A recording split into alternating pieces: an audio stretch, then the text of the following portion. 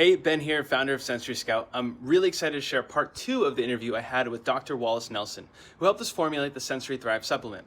In this video, you'll learn where Sensory Thrive is produced and what the FDA has to do with that whole process. You'll also learn the importance of diet and some great foods to help your child. And of course, a whole lot more. So without holding you up any longer, here's part two of our interview. Got it. And you mentioned FDA, and so supplements themselves aren't the ones that are FDA regulated, but it's the facility where they're produced, right? It's how the process goes.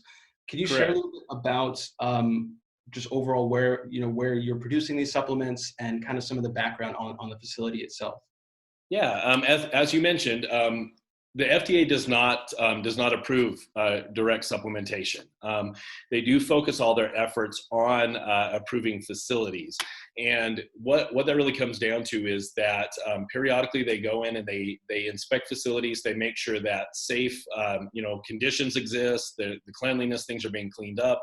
The new piece they've begun doing is making sure that labels match batch records, but they really still don't do a whole lot. Although it is important to ensure that you're working with an FDA certified facility, because they're at least ensuring that minor standard, and we have cooperated with the FDA for as long as we've been in business. We actually have a great relationship with our regional FDA, and we've been in the game long enough and do a good enough job. We actually help them with training some other facilities on how to do things right by the FDA. But in addition to being fully FDA compliant, all of the other procedures that are really important fall with nutritional supplement manufacturing, we absolutely do. So all of the good manufacturing practice, the latest levels of the GMPs, we follow all of that. And the benefit with that is that those dictate the steps that we take,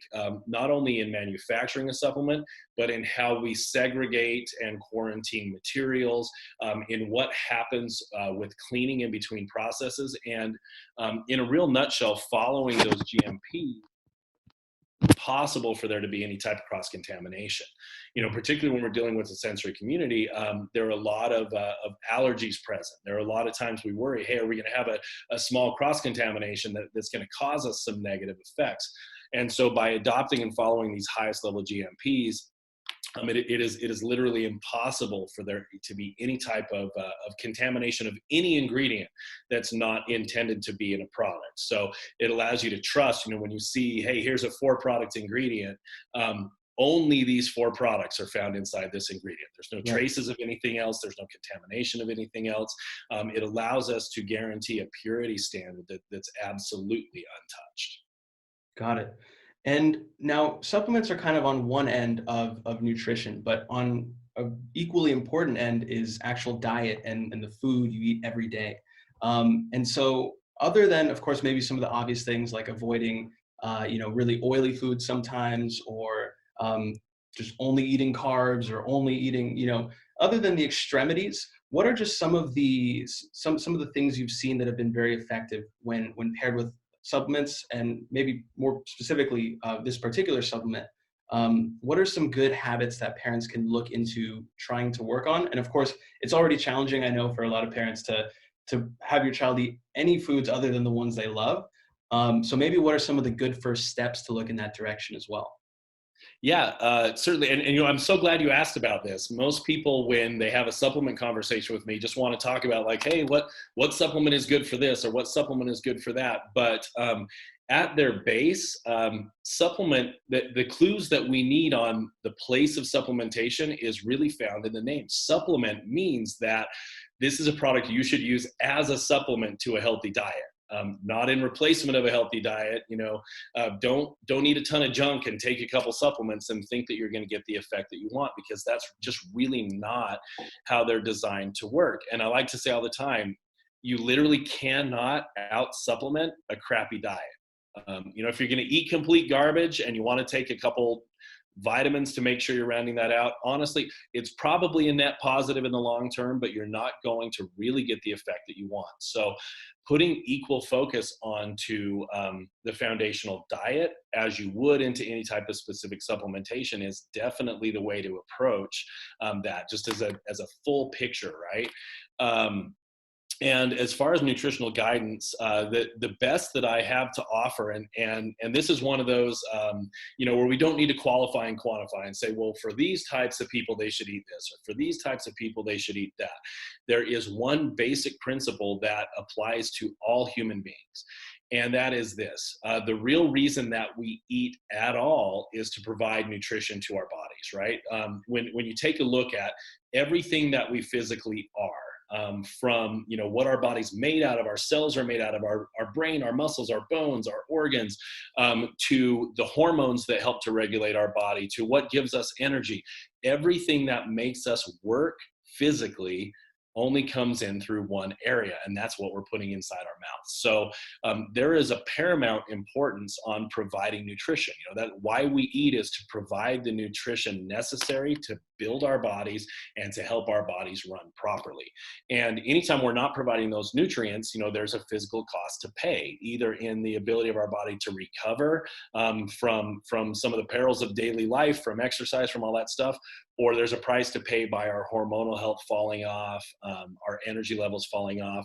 So the one kind of shining guideline that we can give to people is that, since eating is about nutrition, prioritizing the most highly nutritious foods possible in the diet is really all you need to worry about. So when we look at those foods that are most highly nutritious, what we want is we want complete foods that are nutritional powerhouses, right? We want foods that have fiber and they have vitamins and minerals and probiotics and healthy proteins and all the different categories. So we definitely like to trend towards whole foods rather than processed foods. And we like to trend towards, the bigger portion of our diet that we can see made up of like whole plant foods, so fruits and vegetables that provide the whole mix of things that we can provide in healthy fats, things like coconut oil, avocados, even, for example, grass-fed butter. Not a lot of people realize that can be a really, really healthy source of fat. Like crummy grain-fed butter, the standard stuff you find usually in the grocery store, the fat's a little different, but in a grass-fed butter, that is a highly usable fat. Fats that are found in good, naturally fatty things like Alaskan salmon, wild-caught Alaskan salmon, all of those help to fuel proper hormonal health, as well as like brain function. Your brain is made out of fat, and we need to make sure that you have plenty of it to support all your health there. And then lastly, we want to incorporate good quality sources of protein. So this isn't, whether you're somebody that eats a wide range of animal proteins, and you can incorporate, healthily sourced, like things like grass-fed red meat, wild-caught fish, good pastured poultry, or whether you're somebody that takes a plant-based approach, making sure you're including naturally sourced, whole food, complete sources of protein will always do better than if you're trying to find some sort of like lab-made substitute.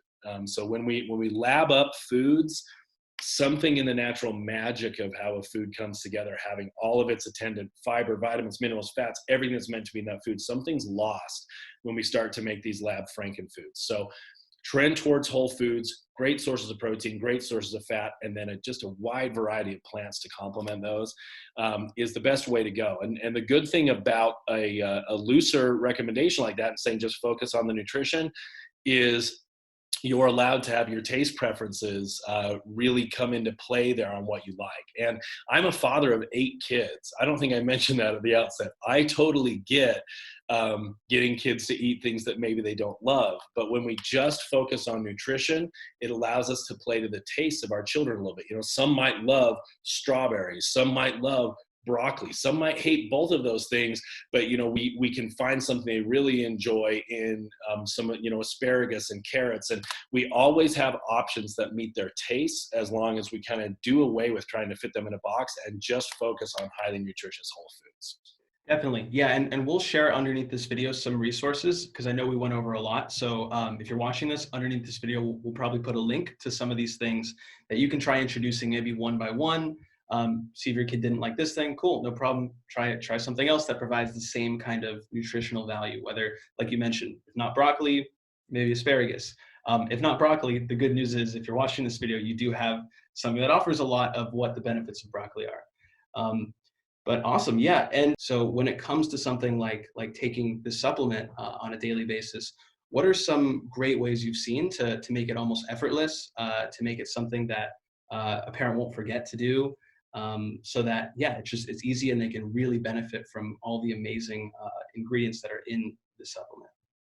Yeah, you mentioned the magic word there, which is habit. Really, what we want to do is get to the point that that these things are happening as habits. So you don't have to think about it. It doesn't have to be on a checklist. You're not having to mark it off. And by far, the easiest way to do that is by using a concept many people are probably familiar with called habit stacking. So we all have habits already in our day.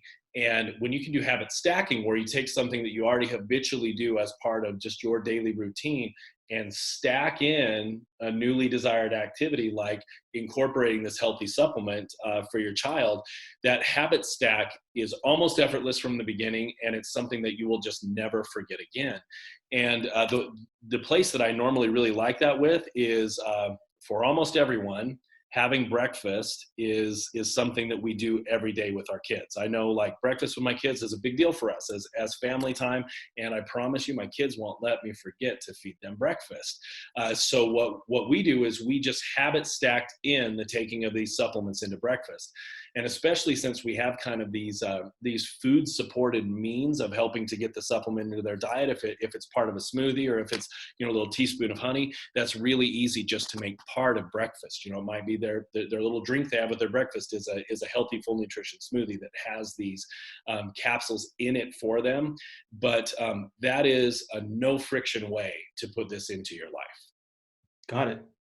Awesome. Yeah, I think those are all the main questions I had. Is there anything we haven't gone over you think would be helpful for a parent to kind of hear more about or learn more about? I mentioned the like resources, so I'm not sure if you have maybe like a PDF of some or something of like Vitavore or something like that that we can link underneath where this will be hosted.